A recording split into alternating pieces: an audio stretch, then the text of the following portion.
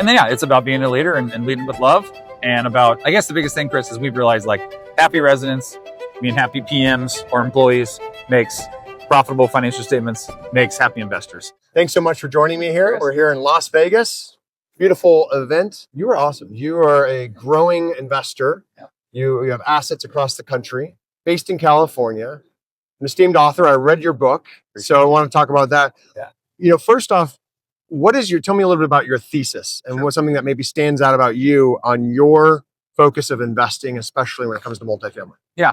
This is a second career for me. Yeah. I had 15 years in IT as a salesperson and then as an entrepreneur.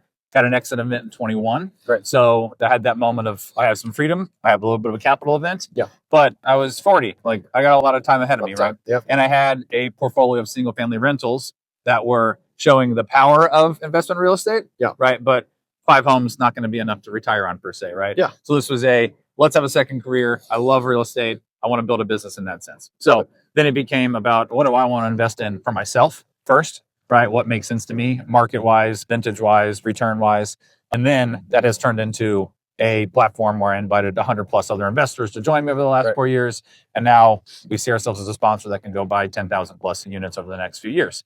So in terms of a thesis, we like secondary and tertiary markets. Yep. Jacksonville, Florida, and Des Moines, Iowa are the 2 focus markets.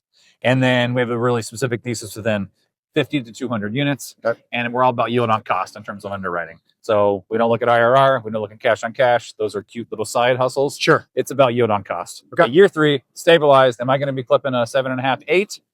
Then I'm really interested in this deal. Otherwise, we need to move on because it's not going to support my long-term thesis. Got it. Something I think is very important is thinking about resident experience, technology. Mm-hmm. Technology is becoming more and more valuable with AI, implementation, differentiation. How do you think about that? How do you think about the resident experience and differentiating yourselves? Sure. So a couple of things there. First of all, in terms of AI, we're power users in a sense that we've used it to augment our workflow. Sure. We're feeding a lot of reports and a lot of information to it every day. I've trained my channels to look for what I need to, right? The proactive look to tell me what's happening to make a better resident experience. But then also, we just talked about this. Flock Safety is a great example of a new technology that came in and just like scratched the itch. We needed some better protection on one of our properties. Yep. We installed it. That was a C-class, needed more, support. Within 30 days was like, I love this. And we've implemented it across all of our deals. Incredible. Right. And now I can sit in Newport Beach and look at 7 different assets across the country and get a live look at that. So, very cool. And again, definitely increasing resident experience through that implementation. Yeah. And I think something else that's important is thinking about leadership. A lot of people talk about leadership. A lot of people talk about culture. But what does it mean to you? Is culture something you talk about? How do you show it? How do you actually, what is that story, Sure. and how do you think about that? So 2 different levels. One is like from a company, we're a small entity, right? It's myself and a business partner. And we have a very specific culture among the 2 of us that we've agreed upon. But then it extends out to our property management teams and our investors that help us make this work. So for us, I think the biggest thing is our PM partners and helping to grow and manage the cultures of those properties themselves, right? But it all, like, if you don't have a happy resident, it's going to be really hard to trickle down to a good financial statement, in my experience. Love it. It's great. You think about, how do you create a strong connection with the residents, the on-site teams, the investors, and if people understand that and that you do care about them and their families when they're living there. Correct. And we're doing some initiatives there in terms of hosting some events on site at all of our properties. We did like a ornament decorating party at one of our sites, right? Yeah. Brought everyone together. We do a mobile coffee on Fridays at some places, right? Just a way to connect, get part of the community. And then pushing against our PMs to let's connect with residents when they move in. Yep. Let's not call in at 30 days out of renewal. Yep. Let's check in 6 months ahead of time. How is it? Anything happening here? Yep. So then by 3 months away, they're asking for a renewal rather than us trying to upsell them at the end of the lease term, right? Yep. So it's all about, got to have happy residents through a connected culture. Awesome. Now, tell me a little about 2025 to 2026. Okay. What are people missing? What do you think is the biggest differentiator maybe from your team? If you had an offsite or something, is there something that stands out to you? Maybe it's 1 or 2 things. There hasn't been rent growth in 2 years. Okay. So let's deal with that. Right. So I'm unaware of anyone that's writing a 0 rent growth. Okay. Right. Of course, now we're writing relatively flat or smaller, but no one bought a deal in 23 with a 0% rent growth or down. Right. Yeah. So that means we're going to be off of forecast and pro forma from the get-go. Right. Which now means my asset management responsibility is completely different. This isn't about renovating a unit and pushing rent up $200. This is now about optimizing an asset during a very challenging environment. Yes. So with that, we've really, the word world-class asset management is what we say to ourselves every single day, right? We're not the PMs, but we can help that PM optimize that financial statement. So there's a weekly review on operations, there's a monthly review on financials, and there's a quarterly review on the asset management overall, right? Those decisions. And I think we're doing that as well as anyone could. Yeah. I'm from a long time corporate career, so I'm used to managing things. And right at the end of the day, this is a business that can be managed. So yeah, that's really, I think, where we're separating ourselves is accepting I'm not going to grow rents unit by unit, Sure. but I can optimize my expense. I can find ways to be efficient, right? I've renegotiated dumpster contracts and on ancillary income items that 3 years ago, you'd be like, oh, that's a waste of your time. Now, no, that's the only way to drive NOI. Yeah. One, if you can negotiate those things that affect your resident and generate more value for them, they're going to be long-term, absolutely, renting and saving money. And there you go. When you're driving expenses down, you can't sacrifice quality, right? So we have to have an experience that's better for the resident, while also, but again, vendors have gotten pretty hungry and aggressive in that sense because they're hurting for business as well. So. I think one of the things that I've learned about in this industry that's really important is advocacy. Especially with laws being so unique from states like California to other states in the South to DC to New York. How do you think about advocacy? How do you think about giving back? You spend your time and speaking to others, mentoring, giving away your playbooks in your book. Sure. Why do you do that? I love seeing other people succeed. Right? I've got an abundance mindset. Absolutely. And I guess what I think about that is I've had a lot of amazing mentors in my life that have completely transformed how I look at the world. Yep. I've been gifted in that way. I've been coached well. So now that I have some of this wisdom, I want to be, reasonable in what I'm saying there. But it's like, I can help someone else to figure this out, right? I can help them live a happier life, perform better, and just pay it forward in that sense. So as a CEO, as a partner, very different things, by the way, asset management versus property management. I think a lot of people, I was just talking to a family office who said, should we manage multi? We've been doing office. And I said, I would recommend overpaying to have someone who has property management. You focus on that asset, you'll learn from them. Yes. How different is it? Did you ever try property management? And you're just like, no, we want to find the best people at that. Well, we do what we do really well. I'll say I never signed up for the pain of property management because I know it well. I've owned real estate for 20 plus years, and I know I'm good friends with people who own property managers. So I've had that inside look. Yeah. With that, I actually am actively publishing a series on the difference between property management and asset management right now. It's being published on LinkedIn. Another one went out today. Love it. And it is. I'm realizing it's the most misunderstood aspect of the business, partially, Chris, because I didn't fully understand it 3 years ago. Yeah. I knew there was a difference, but like, what does that mean?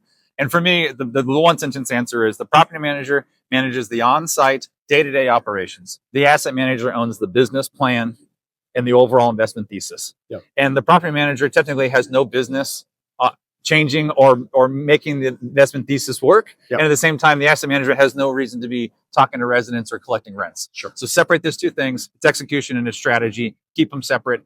But we think you need to be world-class in this place, especially right now, in order to have effective property management. A good PM can't get the full job done when there's no rent growth, when there's expenses moving up, and when someone overpaid for an asset. That's a hard hole to dig yourself out of as a PM. Are you seeing deals getting done? Improvement in deals getting done and realistic expectations on both sides of transactions? Realistic expectations are coming closer. The bid and ask spread, as we say, is getting closer. Because you've expanded your portfolio from you're now almost 20 properties. We got 2 deals done last year. We wish we should have done 4 or 5. We just had a deal that we thought was ready to be inked up. That would have been a short sale. That would have required the bank to take a 20% drawdown. Wow. They then decided 10 was their maximum. So I've had 2 deals not fall out of escrow, but just never get to the final line because of that. But with that, I mean, we're being basis buyers. We're in a historic reset. This is a unique environment, so I don't want to stretch for that. So I think that's what's holding up deals is buyers are being, I want the best deal possible. Sellers are taking a lot of pain. But it's happening. Let's say that. It's slowly happening. I think this is a great barometer being here of the economy. At large, right? The investment of dollars, the investment in housing. One of the other keys I'd like to end with is your best advice that maybe you received or you would give to yourself 10 years ago about becoming a CEO. For those who either are CEOs or those aspiring to be CEOs, what's your best tip that you would give yourself?